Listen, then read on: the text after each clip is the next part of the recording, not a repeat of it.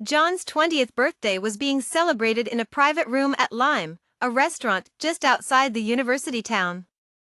On my way there, he called me twice, his voice carrying its usual cheerful tone.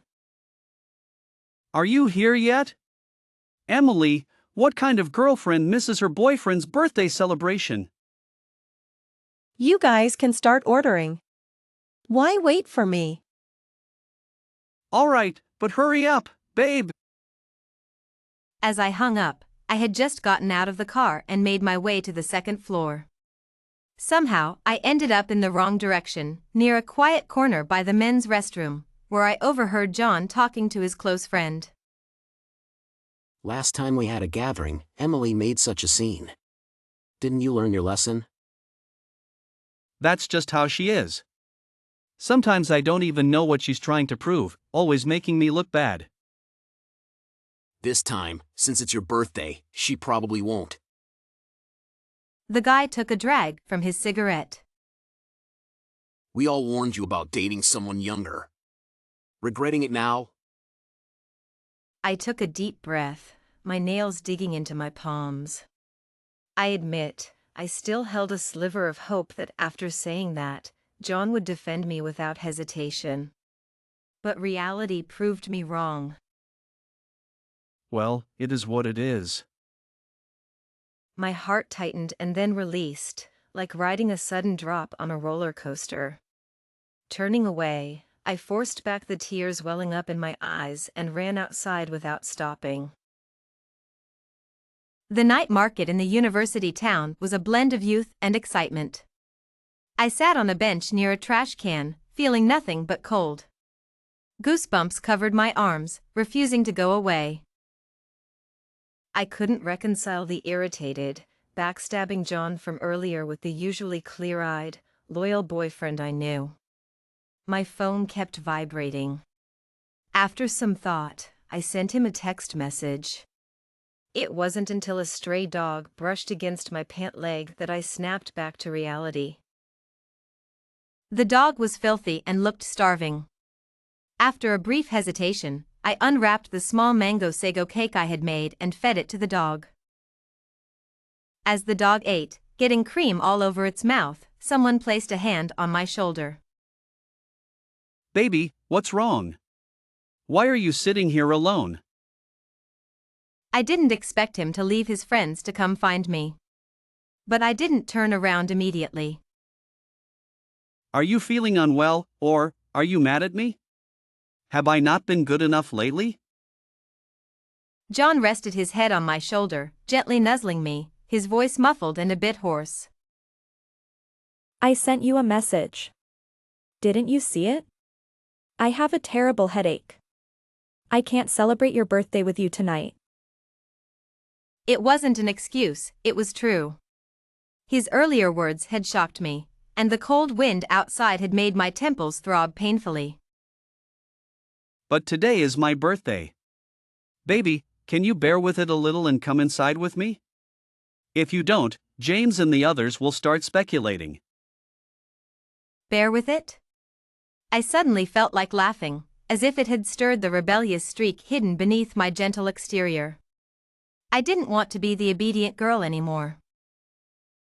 John, was it tough deciding to be with me? After all, I'm more than 2 years older than you. What are you talking about? Of course, I don't think that way. John paused, his tone rising.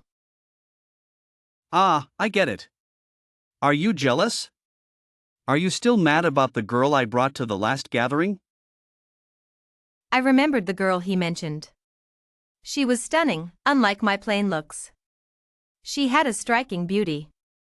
What was her name again? Sophie? Sophie is just a friend's sister. She's in my class and happens to be in the same lab. She's a bit lively, and her brother asked me to keep an eye on her, that's all. As he spoke, John wrapped his arms around my upper body. I'm sorry for not telling you beforehand and bringing her to the last gathering, making you misunderstand. But I was really busy then and didn't have time to explain properly. Okay, I understand. As always, I nodded. John thought I was fine and tried to take my hand to lead me inside. I subtly avoided his hand. I left the last gathering early and embarrassed you. You can blame me for that. But today, I really don't feel well. You can tell them I got called back to revise my thesis. That's it. With that, I grabbed my bag and left. I'm not a pretty girl, nor do I have any special talents. The only thing I can boast about is my academic performance. But that's not why John liked me. Although he and I both managed to get into Shanghai University from high schools in the Southwest, I was insecure and introverted, always trying to please others. He, on the other hand, was naturally carefree, cheerful, and handsome, with a knack for making friends. Two people like us, it really didn't seem like a good match. To make matters worse, we were in a relationship where I was older. He was just a sophomore, while I was in my senior year, about to step into the real world with an uncertain future. When I agreed to be with him, it was after 4 days and nights of careful consideration, searching the internet hundreds of times for answers to can relationships with younger partners work, and reading all sorts of varied responses. I didn't have many friends, but they were all warm-hearted people. When they found out I was dating a younger guy, they were happy for me, glad that I was no longer single. But John was different. When we got together, he was a freshman with many friends, and they all had something to say about it. The consensus was that I wasn't good enough for him. I couldn't help but wonder if I really wasn't good enough, if I was really too unattractive and too short. Otherwise, why would so many people laugh at me and criticize me? But in the year we were together, John was really good to me. He often brought me breakfast, gave me gifts on holidays, and never lost his temper with me. He was emotionally stable. The only time he got upset was at the last gathering. Their department had won a debate competition and booked a private room at Lyme to celebrate. When I arrived, I saw John standing next to a particularly attractive girl, and they were singing Little Dimples together. The crowd was cheering wildly. Although they weren't standing too close, their occasional eye contact and synchronized expressions created an atmosphere full of romantic tension. I was teased and pushed into the room, and John put down the microphone and walked towards me. I'm Sophie. You should know who I am. It was an oppressive feeling. After that, John's classmates and friends suggested playing Truth or Dare. After several rounds, I kept losing. But there was a bit of cheating involved. The person sitting to my left was Sophie, and every time the bottle pointed between us, even if it was closer to her, I was the one declared the loser. Out of consideration for John's feelings, I didn't react the first time, but they only got worse after that. I drank a lot, and it was that time of the month for me. When the bottle pointed to John, his friends dared him to take a big gulp of water without swallowing and then have a staring contest with a younger girl for 30 seconds. Among the 4 girls present, only Sophie was younger than him. John accepted the challenge amidst the cheering. But halfway through, Sophie couldn't hold back her laughter and sprayed the water onto his collar, soaking it. The light blue jacket he was wearing was a gift from me the previous week. Everyone was stunned for a second, then the cheering got even louder. John avoided Sophie's hand as she tried to wipe him off and smiled, reassuring her. It's okay. The jacket was already dirty. He didn't even glance at me the whole time. My stomach hurt badly, and cold sweat broke out on my forehead. Amidst the deafening noise, I grabbed my bag and pushed the door open to leave. The room fell silent behind me. John quickly followed me out, closing the door behind him. Emily, was that necessary? It was just a game. He didn't realize how his friends were rejecting and unwelcoming towards me. In that room, his buddies were trying to set him up with Sophie, cheering for their every move, waving their flags. And I, like an intruder, had to endure test after test, smiling all the while, just to keep the process going.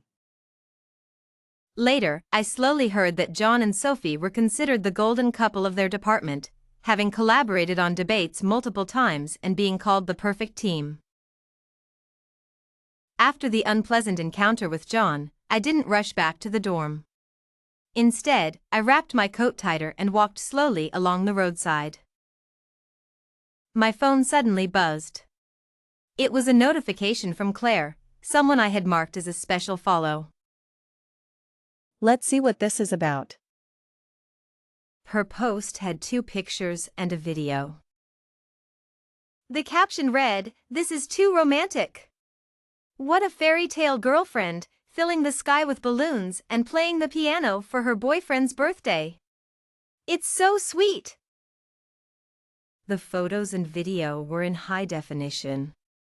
So clear that I could see John's face, smiling as he turned towards the camera. Sophie, in a sky blue knee-length dress, surrounded by colorful balloons and streamers, looked like a Disney princess as she turned from the piano. A huge banner unfurled, reading, "Happy birthday, John, wishing you a bright future." It was indeed a lively and romantic video. I even liked Claire's post. Turning away to wipe my tears, I was startled by a stray dog that suddenly appeared, causing me to fall onto the flower bed. "Come back, buddy." A guy in a white jacket ran over, pulling the barking yellow dog away from me. A large shadow fell over me. Sorry, are you okay? He tentatively extended his hand to me. Did you hurt yourself? No. You, Alex? Under the dim light of the billboard, he finally recognized me. Emily? Is that you? Are you really okay? Why are you crying? Arguing with my boyfriend, crying miserably, and then being knocked down by a dog, only to run into a classmate. Could there be anything more embarrassing for a modern college student? Is this your dog? I thought it was a stray. It's my mom's dog. She's on a business trip, and I've been too busy to bathe him, so he looks like he just came out of a trash heap. Despite my repeated assurances that I was fine, Alex insisted on treating me to a small hot pot at a nearby restaurant as an apology.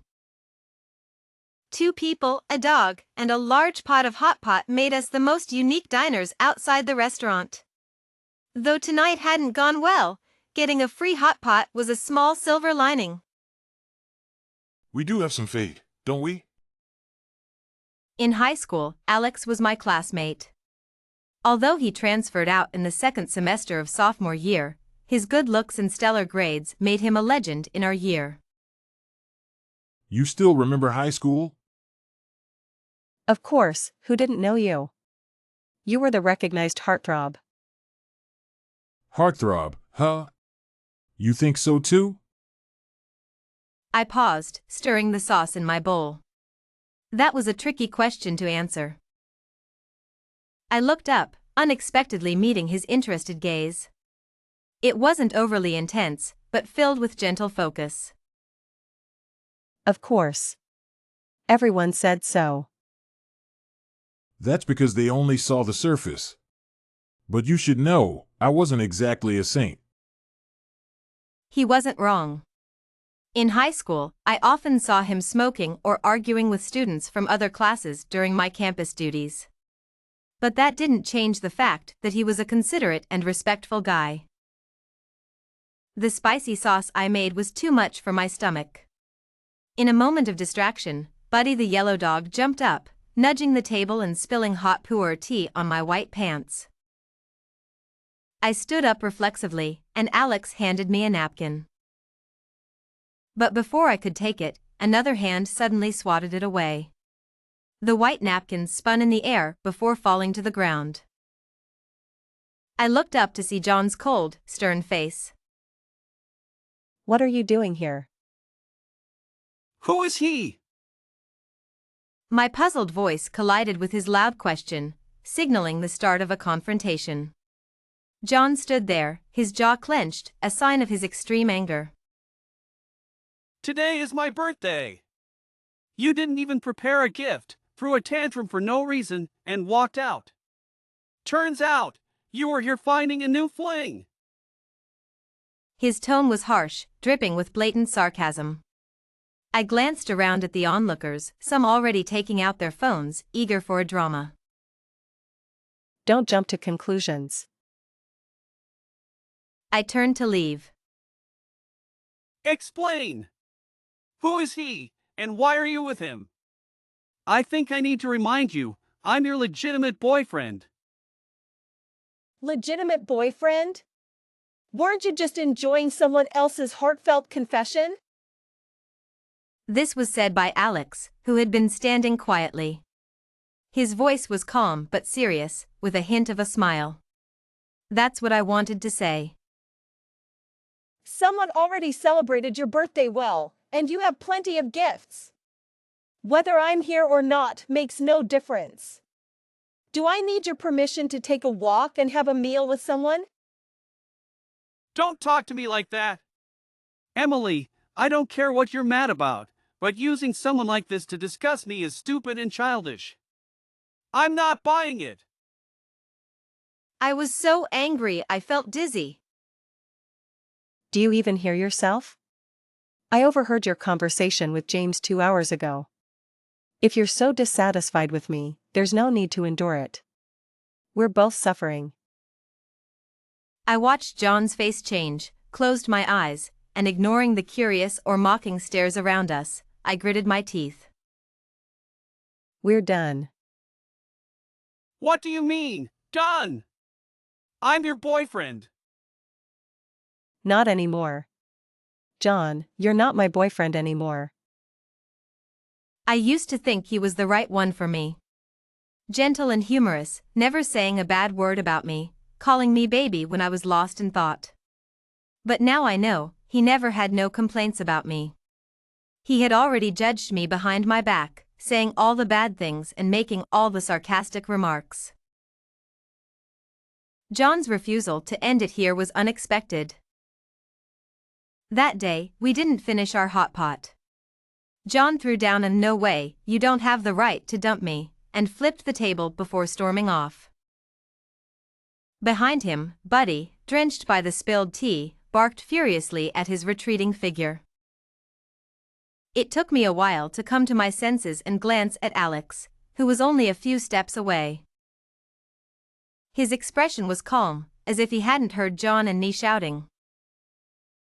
I wasn't sure if it was my imagination, but the warm yellow light from the street lamp made his gaze seem a bit concerned. There's something I want to say, but I'm not sure if I should. Your choice in boyfriends isn't great.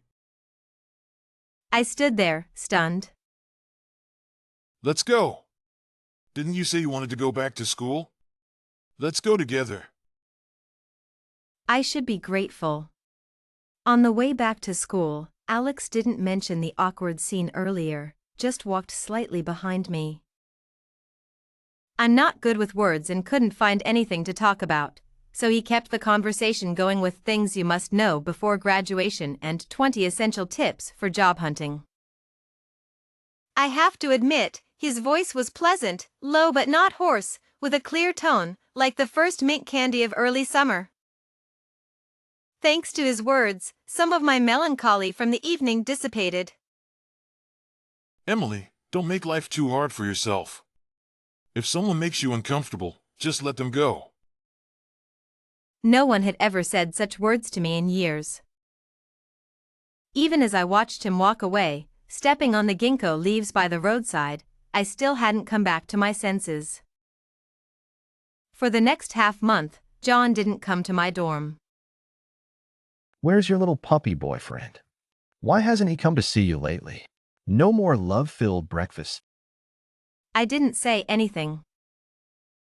When John and I first got together, he would wait outside my dorm every morning with breakfast.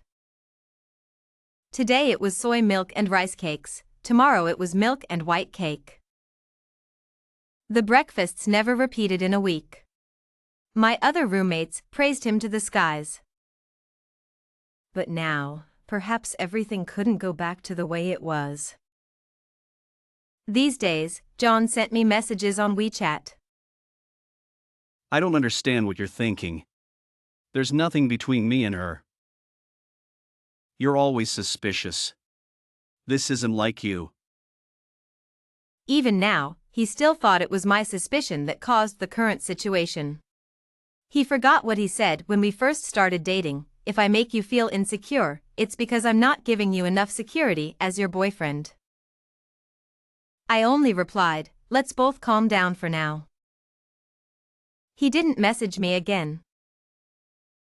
I pulled myself out of the tangled emotions and focused on preparing my thesis and internship materials. During this time, I ran into Alex on campus again. He waved at me from a distance, still with that warm smile. You seem to be in a good mood. You've been smiling more in the cafeteria lately. Really? I hadn't noticed. But with my schedule packed, I really hadn't had much time to think about those messy things. But wait, how did he know I was smiling more? Delivering something for a teacher. Gotta go.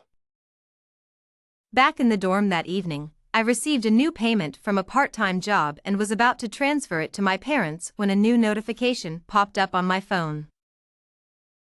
It was from John. Captioned, "Today's happiness." The location was a 5A tourist spot in a neighboring province. Dozens of photos, all of him and Sophie. In the pictures, their clothes were soaked by rain, standing barefoot on the sand, their smiles sweet enough to drip honey. With me, John had never shown such unrestrained, genuine joy. It seemed that during our cooling-off period, John had been doing quite well, and his relationship with Sophie had progressed to the point of traveling together. My roommates, seeing my expression, crowded around to look at my phone screen. Then they all got angry, cursing John out. I told you, younger guys can't be trusted. They're not mature and just play around. Exactly, still in the mood to play in the sand? Why doesn't he just get buried in it? Emily, this kind of jerk isn't worth your tears. I calmed myself and called John. Before I could speak, he said, I've made up my mind. Let's break up.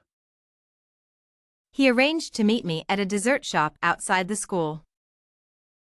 He didn't bring Sophie, but he did show up in an expensive casual suit, head to toe in designer brands, probably worth around $2,000. John's family background is actually quite ordinary. He grew up in a single-parent household. His dad, I heard, was wooed by a female CEO of a corporation and left the family without hesitation. His mom raised him alone through college. John usually liked wearing denim jackets, which cost around $20 or $30.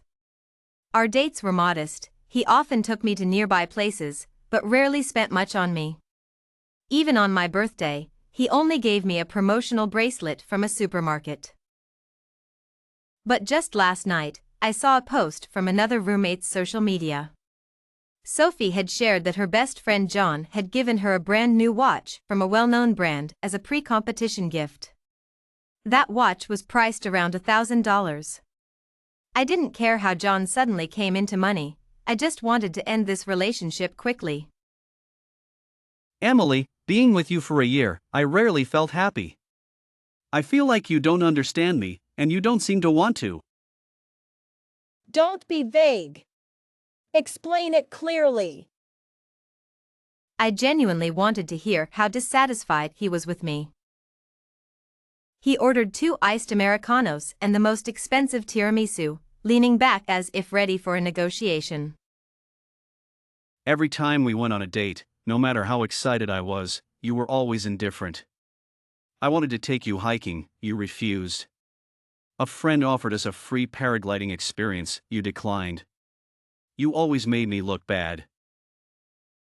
John looked at me, his eyes cold. When I confessed to you, none of my friends supported it. But I went ahead despite the pressure, and you turned out to be so dull and unresponsive. This time, going out with Sophie, I finally found that thrill and excitement. She gave me a very different feeling. Are you done? I took a deep breath, forcing myself not to throw the coffee in his face. So being with me made you feel so wronged. Why didn't you say so earlier? It would have saved me the trouble. Do you remember how we got together? We met during a trip to Shaanxi, and you pursued me afterward. I made it very clear what kind of person I am, and now you're turning the tables. You think I embarrassed you? I told you I have pulmonary hypertension. I can't do those thrilling activities. And during that gathering, I was on my period, but still forced myself to drink with your friends. Now I see, you weren't worth it. With that, I knocked over the coffee he ordered and walked out the door. Apparently not expecting such a reaction from me, John shouted behind me. I never imagined that my first love, which started in my junior year of college, would end so ungracefully. It felt like a bucket of paint had been thrown over my high hopes, leaving only a patchy joke after seeing the truth. I sat by the window, staring at the city lights, hoping she would call. This time, since it's my birthday, she probably won't. The guy took a drag from his cigarette. We all warned you about dating someone younger. Regretting it now. I took a deep breath, my nails digging into my palms. I still held a sliver of hope that John would defend me. Well, it is what it is. My heart tightened and then released, like riding a sudden drop on a roller coaster. Turning away, I forced back the tears welling up in my eyes and ran outside without stopping. I turned to head back to the dormitory. But I saw a figure with hands in pockets standing by the flower bed, eyes fixed on me. I frowned and quickened my pace, but he still reached out to stop me. Wait. John, you have no right to stop me now. It's been a month since we last saw each other. Since he got together with Sophie, his attire had changed dramatically, exuding an air of ostentatious luxury from head to toe. Was that Alex just now? Moving on so quickly? Does it matter to you? Check your conscience. Should moving on quickly be used to describe me? John let go of my hand. You've been preparing for an internship lately, and faced some inappropriate advances. Are you okay? How do you know? The person who threatened you, Michael, he's my cousin. When that audio was released, he got heavily criticized online. I almost immediately guessed John's intention for seeking me out. So, what do you want? Emily, my cousin didn't succeed, and besides, what he said wasn't entirely wrong. Can't you consider our year-long relationship and not report it, and take down the audio? Listen to yourself. Are you even human? And who are you to plead for your cousin? Also, let me correct you. What Michael did already counts as harassment. Whether he succeeded or not, he deserves to face the consequences. John was visibly stunned, seemingly not expecting me, usually mild and reserved, to speak so sharply, like a different person. But I hadn't changed. My upbringing didn't give me enough security, but I learned to draw strength from those around me, to stay brave and stick to my principles when facing problems. When I was with John, my usual reticence and easygoing nature were just to avoid letting the 2-year age gap become a thorn between us. But his words last time completely shattered my perspective. Is there really no room for negotiation? Here, how many times did he touch you? I'll transfer you a few $1,000s for damages and emotional compensation. Is that enough? His words cut deep. He really knew how to hit where it hurt the most, pouring salt on my wounds. Got money? Then go see a doctor for your brain, and stop causing trouble here. I pushed him hard. I turned and walked away. After taking a shower back at the dorm, I finally managed to calm down. Alex sent me a message, "Don't dwell on what happened today. Have a good late-night snack and sleep well.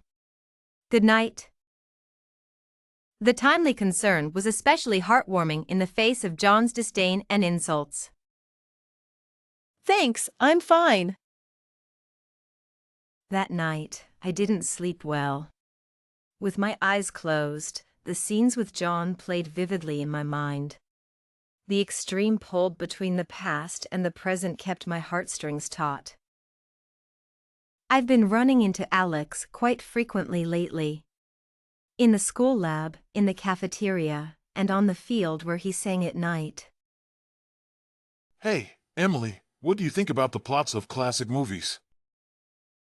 He asked about friends around me and celebrity gossip. Whatever I said, he would always agree and support. You know, Michael will be detained for at least 10 days. Don't worry. If he causes you trouble afterward, call me anytime. I'll be there. Really? Why are you so free lately? I especially enjoy standing up for justice. I laughed out loud. Every joke or funny story Alex told made me unable to stop smiling. I remembered John saying I was dull and boring, that he couldn't understand how I could laugh at even the lamest jokes. I had gotten used to trying hard to fit into his circle. Having a low threshold for humor isn't a problem, Emily. Being a bit reserved isn't a personality flaw. It's just a normal part of who you are. Suddenly, a mocking voice broke the pleasant summer evening. Hey, isn't this John's ex-girlfriend? Emily.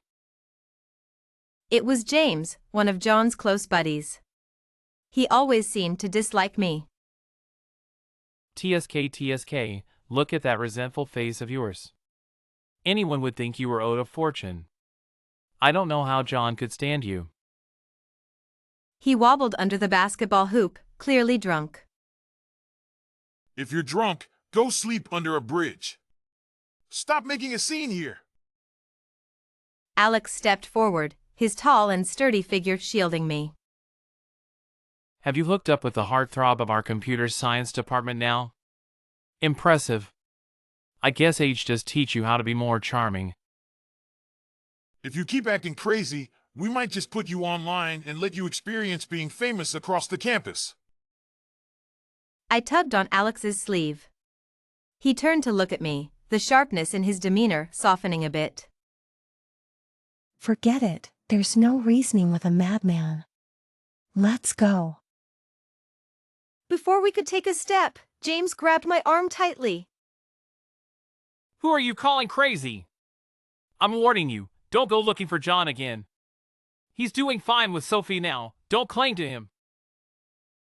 Alex swiftly punched him. The annoying noise finally stopped. James, clearly not willing to back down, charged at Alex, and they started grappling.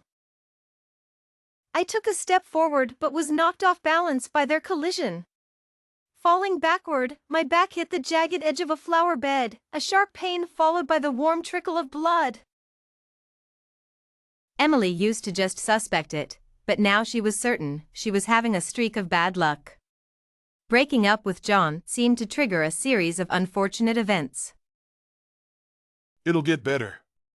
They also say that before the best happiness arrives, there's a period of trials. So, you're saying I'm going through trials now? Yes, thinking that way might help you forget the current pain.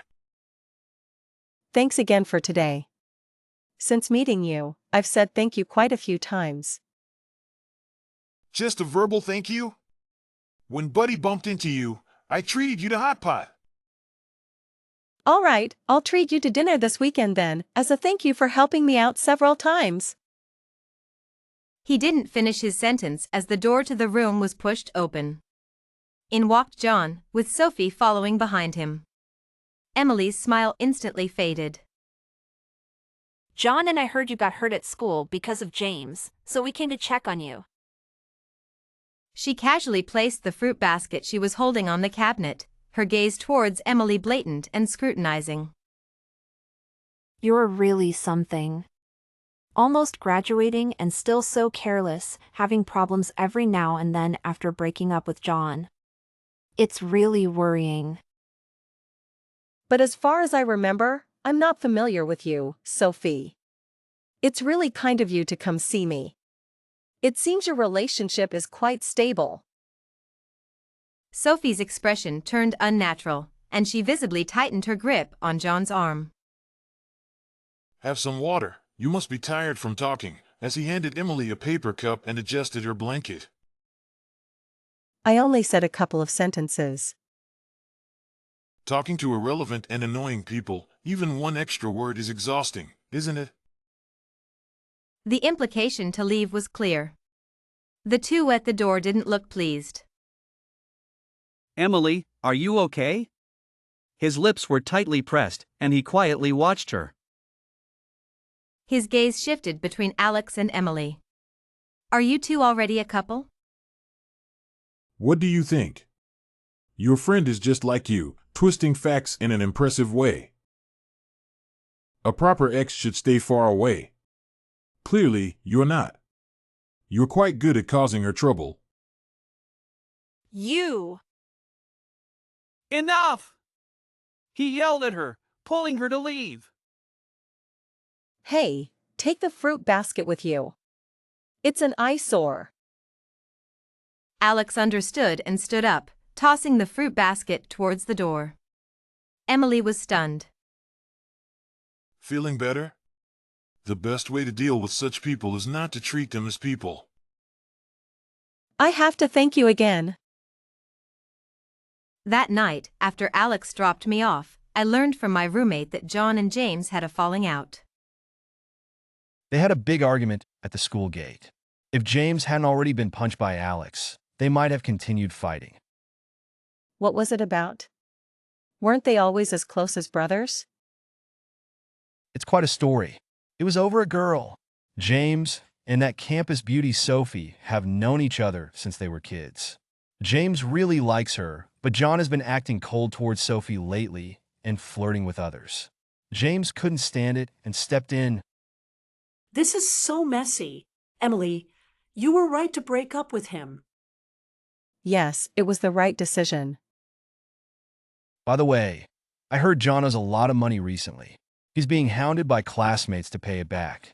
No idea what he's gotten himself into. His family isn't rich, right? Yet he hangs out with Sophie's wealthy friends all the time. He must be in trouble now. Seeing your ex in such a state, you must feel a bit better, right? I didn't respond, turning off the light to sleep. But my phone had 2 new messages. One was a friend request from a stranger, with the nickname Z and an avatar of John's favorite stuffed toy. The other was a message from Alex, reminding me to keep my wound dry and apply the ointment on time. I stared at it, feeling a bit dazed. Alex's care had long surpassed that of an ordinary friend. When John came to find me again, I was just returning from the library. Emily. His voice was low and trembling. In just a few days, he had lost all his previous confidence. Is your wound better? Does it still hurt? I signaled with my eyes for him to get to the point. Are you financially stable? Can you lend me some money? I really have no other options. I couldn't process it at first, but instinctively refused. No. I didn't want to know why he was in such a mess, but he continued to pour out his troubles. I broke up with Sophie. In the few months we were together, it was all about partying, karaoke, drinking, gatherings, traveling, and racing. At first, I thought this was youth, the excitement I wanted. But the expenses kept growing, and I couldn't keep up. Listening to his dejected voice, I felt no sympathy. None of this concerns me. I'm not your emotional dumpster. I turned to leave. Emily, don't go. He tried to grab me but retreated at my look of disgust. To buy her gifts and keep up appearances, I took out a lot of loans online and borrowed from people around me. I'm really out of options. By the end, he was holding his head in his hands, looking utterly miserable. John, you're an adult. You need to take responsibility for your choices. I understand. Emily, can we still be friends? Or maybe I could be like a brother to you. Impossible. Instead of wasting time on these thoughts, you should focus on finding a way to pay off your debts. That night, I tossed and turned. Not out of pity for John, but marveling at how quickly someone could spiral out of control. People who seek thrills out of vanity will inevitably be defeated by that same vanity. Graduation was imminent. My divorced parents were both worried but didn't want to stress me out. They kept calling to remind me. Don't rush. If you can't find a good job right away, we can still support you. It felt like they had no confidence in me. I couldn't help but laugh and cry at the same time. I sat down on a bench under the ginkgo tree to reply to their messages. It was summer, and the slightly stuffy air carried a hint of sweetness. The dazzling sunlight broke through the clouds. 4 years had passed in the blink of an eye. I was about to step out of these gates. Hey, Emily! Why are you sitting here alone? Claire. Are you waiting for Alex? He's been doing a great job with his graduation materials. Recently, his parents have been helping him prepare to go abroad. I heard he's going to the US for a few years. What about you? Are you going with him? Going abroad? What? He didn't tell you? Why did I feel such a sense of loss upon hearing that Alex was going abroad? It felt like a crack had suddenly formed in my heart. For the next week, I didn't see Alex on campus. It seemed like everyone around me knew he was going abroad. Except me. I started habitually checking my phone, but he rarely messaged me anymore. I typed out long messages in our chat, only to delete them repeatedly. The questions I wanted to ask never made it out. If you can stay in Haicheng, you should. There are more opportunities here, and you don't need to worry about us. I received a notification from Huawei Media Company and passed the interview smoothly. On the day I left school, I was struggling to drag my huge white suitcase to the gate when I saw John. He looked even more haggard and pale than the last time I saw him. Gone were the designer labels. He was dressed in a simple t-shirt and jeans. His whole posture seemed broken, slumped forward. Emily, let me help you. I quickly stepped back, leaving his hand hanging in midair. Emily, I really don't know how things ended up like this. My dad left my mom and me for money in his so-called dreams, running off to America with a wealthy woman. I swore I'd never become like him. I wanted to treat my girlfriend like a princess. But you did become that kind of person. You became the person you least wanted to be. I'm sorry, Emily. I'm really sorry. I regret it. Of course, you're sorry. John, my family wasn't great either. My parents were always fighting. I didn't even want to date. But a year ago, I mustered up all my courage to say yes to you, overcoming a huge psychological barrier. But none of that matters now. we have to look forward. Regret and sorrow, we have to deal with them ourselves. If you still have any decency left, please don't appear in front of me again.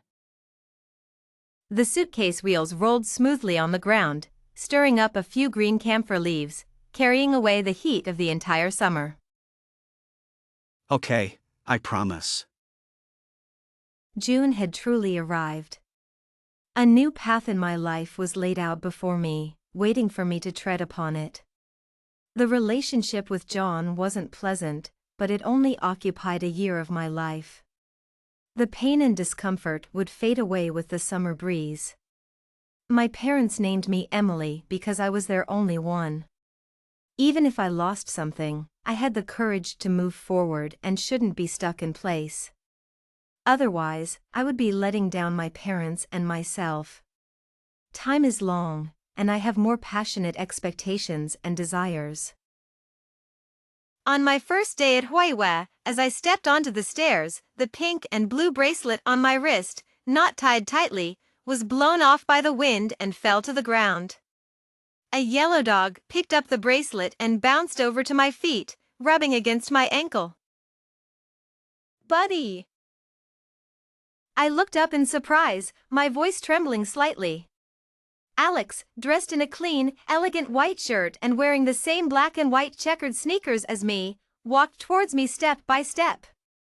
In a daze, I seemed to see him standing at the school gate in our sophomore year, waving at me with a bright smile. The future is long. Emily, we'll definitely meet again.